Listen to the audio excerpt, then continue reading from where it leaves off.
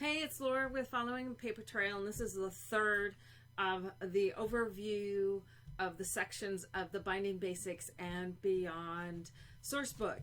If you haven't watched the video that shows what the source book is about, I recommend you go ahead and watching that first. It will show you what the five different sections are about. This section is about accordion or concertina bindings, a binding style that has become extremely popular in recent years. With accordion or concertina bindings, for a quick overview, accordion book binding dates back to the 8th century in Japan. As bookmakers moved away from scrolls, as papyrus was phased out and parchment and paper development was growing and becoming stronger, bookmakers were looking for an easier way to transport information. My previous section was on butterfly bindings, they started attaching individual sheets together. With concertina or accordion bindings, they were taking those long strips of material that they had been rolling onto scrolls, and they were taking and folding it in equal sections, and those folds would go back and forth and back and forth, much like an accordion today. They didn't have accordions back then, so I don't know exactly what they called it, but it's just a zigzagging of the material. Now, accordion type of bindings have been around forever, or in our recent memory. Scrapbookers have been using them since they started doing individual mini albums.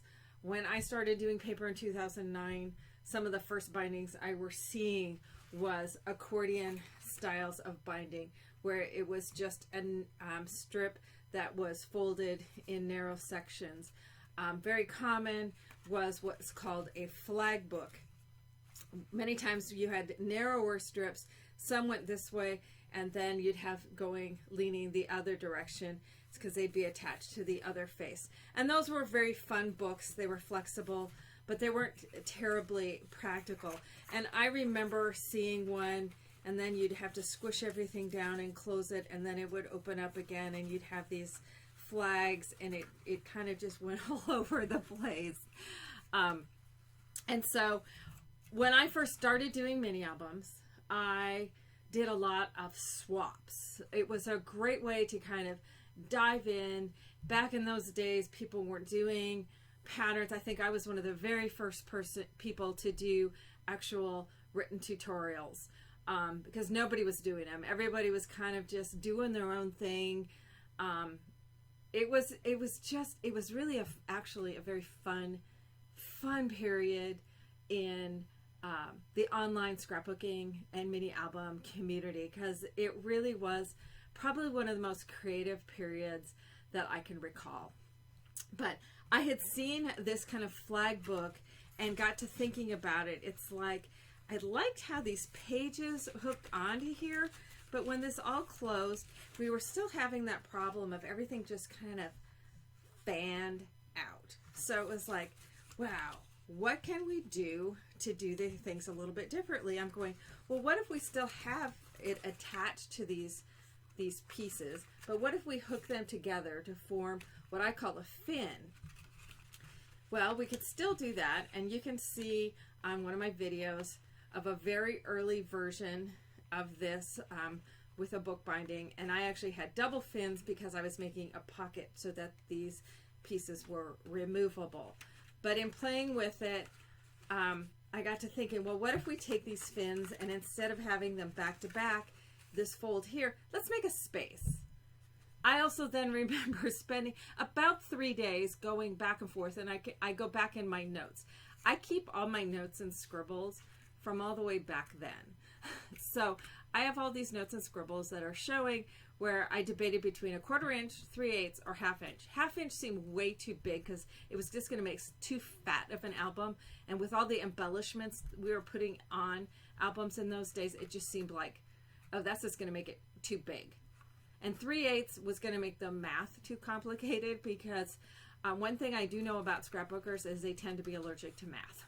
So 1/4 inch seemed to be the most logical. It gave some breathing room and space between the pages, but it was also easy to calculate. And that's how I first started doing what I call the single accordion binding. Now, it's been made super popular by multiple people online and using this. I've never really took to this one too much, because when I first used it, I didn't like the folded strip attached to my paper. And when I would try to do like an envelope, because I was big into envelope albums in those days, when I slip an envelope over it, it created too much of a ridge for my personal taste.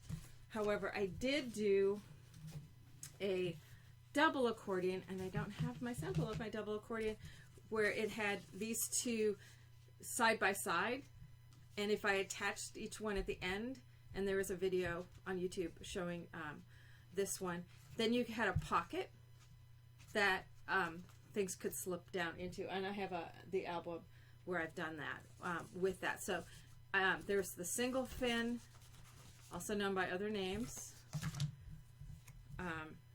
which came out 3 years later. By the way, I'm not claiming to have invented this. This was invented, in my opinion, by the Japanese back in the 8th century. And then I had the double fin, and then in early 2011, I also did one called the Honeycomb Accordion, to where rather than just a single channel, I put an extra fold down the middle of the channel that allowed it to be able to expand with the embellishments on the page. And then I also, at that point, didn't feel it needed any additional, it didn't need to be attached to any rigid spine, so it gave a soft spine. So let me show you samples of each of these. This is one of my earliest patterns, so bear with me. The original one of these from 2009 was done a little bit differently. It used a 7 gypsies, chipboard pieces and handles, which I couldn't at that time get in order to do kits. So I then tweaked it into this little purse when I actually did kits for this. And so in here you can see those little pockets. Here's the little accordion folds. With this one, I did a 1/2 inch in between because I only did 3. So it had 6 of the folds that I then attached at each end, so it allowed a pocket for each of the pieces. This really shows how old it is with the type of phone in this little purse, because this is all different elements that were in a woman's purse. And so you can tell this is from 2009 because it had a flip phone instead of a smartphone. So this was a fun project that was one of my earliest Ustream classes as well, the My Purse album. And there was a briefcase version of it as well, but using that accordion binding. Another one, I don't have as many samples of these because I just didn't use it that much. This is from mid-2011 using the Honeycomb Accordion binding. I got a little bit more excited about this binding because I found that you could take this binding and you could slit it and then attach pockets to those slits to make it to where you could have these cascading pages. And then the next subsequent one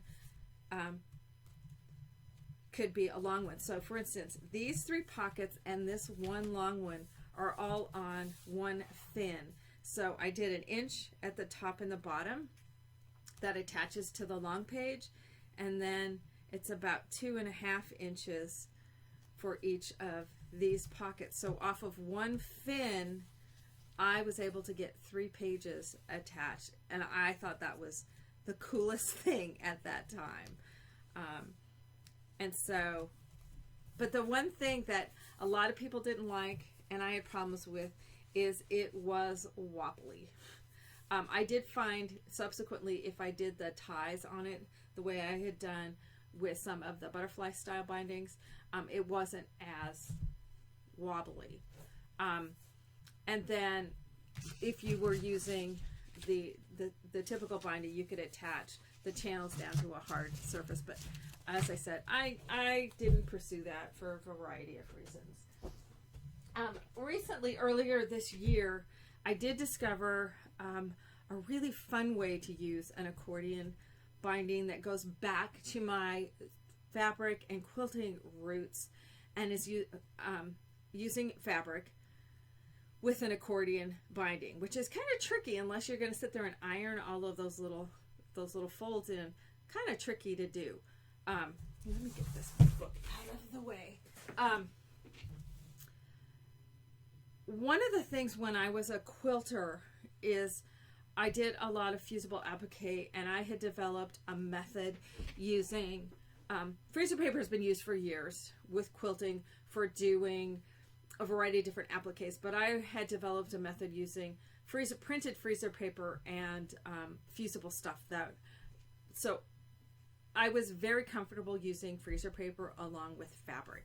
So with this method, you can make that accordion binding, and I did it the double so that I could attach pages which had potential to be heavier pages, such as cards or chipboard pages, and it had to where I put the fabric spine on the outside rather than the inside, and I attached it to each side of the page, and it's extremely durable. I've been using fabric in my bindings probably for about 3 years now.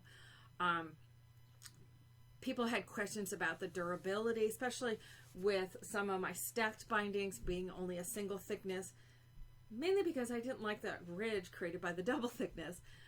People were concerned about the durability. So when I started using fabric instead of the paper, it doesn't crack.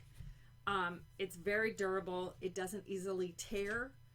And it's easy to find in as many colors as you can find paper.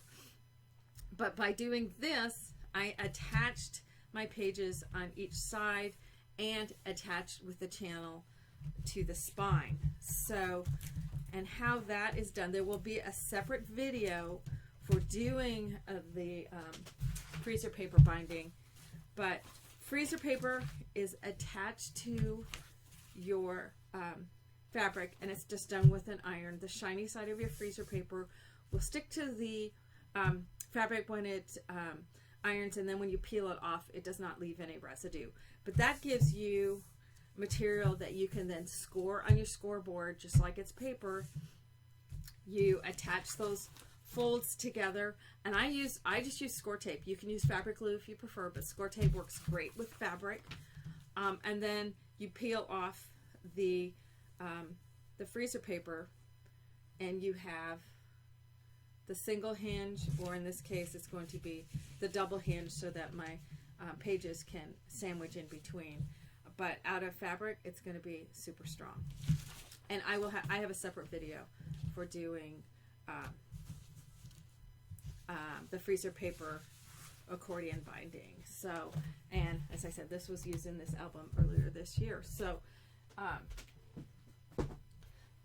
that's probably one of the skinnier sections in my source book, just because I don't use accordion bindings that much. So you've got the single, the double, the honeycomb, and the freezer paper fabric accordion binding. So you can watch for that video and learn just specifically how to do that. So that is the accordion, or concertina as they're sometimes called, bindings. Thanks a bunch.